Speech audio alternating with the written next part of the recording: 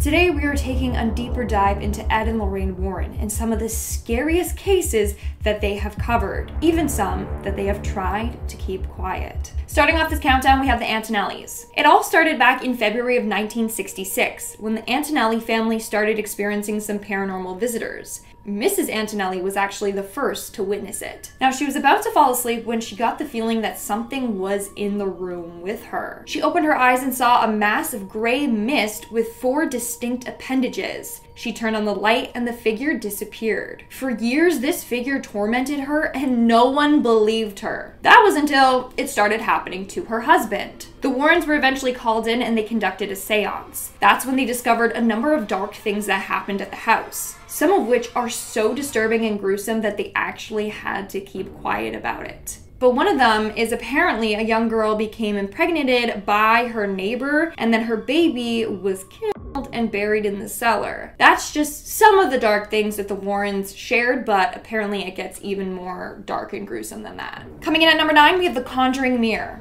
I don't know if you've heard of it, but the Conjuring Mirror is on display in the Warrens Occult Museum. It is a very dangerous object as it was used in some very dark rituals back in the day to, summon things. The mirror was given to Ed and Lorraine Warren by a 55-year-old man named Stephen Zellner. He used the mirror to practice a ritual called mirror magic. After doing this ritual for months, it gave Stephen the ability to see into the future. But then he also started using the mirror to get revenge on people he didn't like. He would stand in front of the mirror, look into it, and then envision really bad things happening to his enemies. These things started to come true. The evil spirits in the mirror made sure of it. But then things started to go wrong. He didn't follow through with some of the ritual's requirements, and so the spirits started making bad things happen to him, and his home became infested with evil spirits. When Ed and Lorraine Warren took the mirror to store it safely, they almost got into numerous car accidents. They said that this mirror is so deadly, they have it hidden away, no one can touch it or use it. And at number 8, we have the toy monkey. Now, you actually may recognize this monkey in some of the Conjuring movies, and I think it was in Annabelle Comes Home. And it's a real demonic monkey. Apparently, this monkey is possessed by a demon that enjoys stalking its victims before,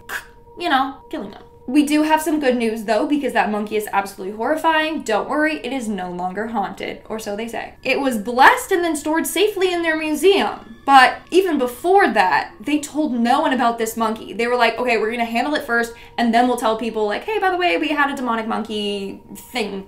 Just FYI. It still scares them. I mean, it scared them a lot. And at number 7, we have the Donovan family. In the 70s, the Donovan family was haunted by a very malevolent demon. Now, it started off as it normally does. The family would hear loud noises coming from inside their walls. Eventually, things would happen like blood would pour out from their taps, and they would hear animalistic growls coming from within their house. The Warrens were sent to investigate, and it turns out that their daughter, Patty Donovan, was using an Ouija board. She was using this board to communicate with spirits, and she thought it was of a young boy. Clearly, the demon was disguising itself as a young boy to then gain trust, but it was bad. After learning this, the Warrens called for a priest and they exorcised the house from evil. How creepy is that? Don't trust children. End of discussion. In our next spot today, we have the Pearls of Death Demon. So this is a beautiful necklace that you see it and you're like, ooh, it's so pretty, I want to put it on. No, don't. This necklace is incredibly cursed and it's said to strangle anyone who wears it. Basically, it all started one day when a woman was given this necklace. She put it around her neck and she claimed like it felt like someone was strangling her to death. People around her actually had to yank the necklace off of her neck because it wouldn't come off. And it was a near-death experience. It's believed that this necklace was used in incantations or rituals, or even was used as a holy relic to Satan worshippers. So now it's possessed by some sort of demon that wants to kill anyone that wears it. Now, the Warrens chose to not go public with this information and story. They thought that if they did and they had it on display in their museum, people would go in and be like, let's see if it's true, and try and put it on, and they didn't want death on their hands. We are now at our 5th and halfway mark with the deal with the devil. For this next case, the Warrens had to deal with the devil himself.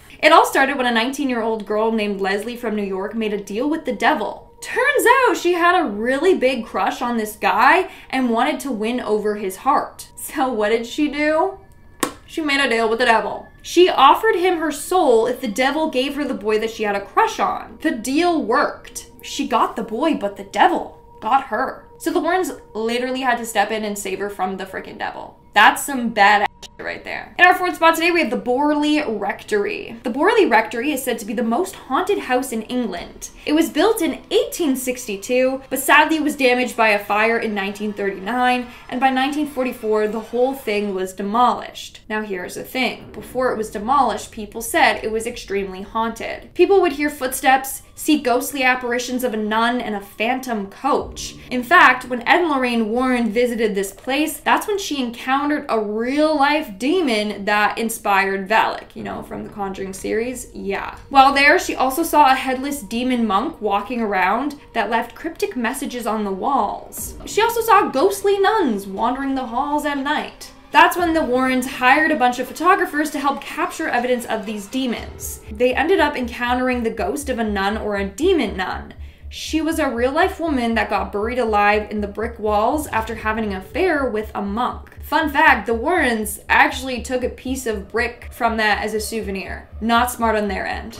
Just throwing that out there. In our third spot today, we have the succubus demon. Now, the succubus demon is said to take the form of an attractive female to try and seduce and trick men. It's actually common for men to be visited by this demon in their dreams. Well, while investigating the Smurl family haunting, Ed actually came in contact with a succubus demon. Both Ed and Lorraine Warren tried to move this demon from the Smurl family's home, but actually failed to do so. That's when they called in Pope Benedict XVI for help, and they performed a bunch of ritual exorcisms on the house. And I don't know why, but they kept it a huge secret from everyone. Maybe they were embarrassed. In our second spot today, we have the childhood demons. Ed Warren actually started to see ghosts when he was only 5 years old. He claimed that he would see an apparition of a woman. It first started off as this small light of dot, and then it would just expand and transition into a woman. After that, Ed would see his dead relatives that he had never even met before.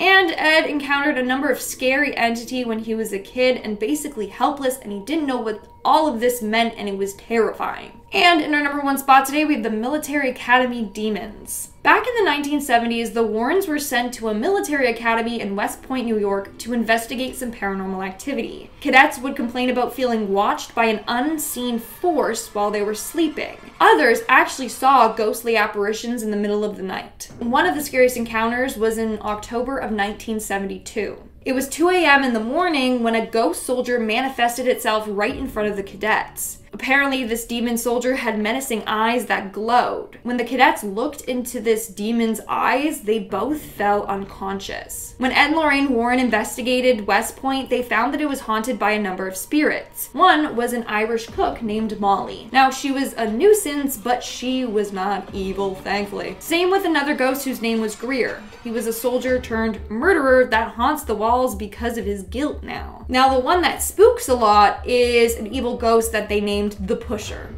I wonder why. He could literally cause someone's entire body to freeze and make them pass out. And also, push them downstairs. Alright guys, that's all for today's video. Those are some of the secret cases that Ed and Lorraine Warren honestly did not disclose. I had to do a lot of deep digging for it. If you like this video and you want to see more like it, then let me know in the comments below. I'll also link some videos up here for you to binge watch. Thank you. With that being said, I've been your host, Lindsay. Stick around for some bloopers, and I'll see you when I see you. Bye. Mrs. Antonelli was actually the first to witness it. She opened her eyes and saw a massive gray mist with four distinct. That's some badass right there. Make sure you bleep that out. Thanks, Con. For this next case, the Warrens had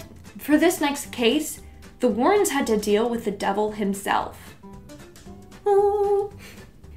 And I don't know why, but they keep it. Ed Warren actually encountered his very first demon when he was 5 years old. Actually,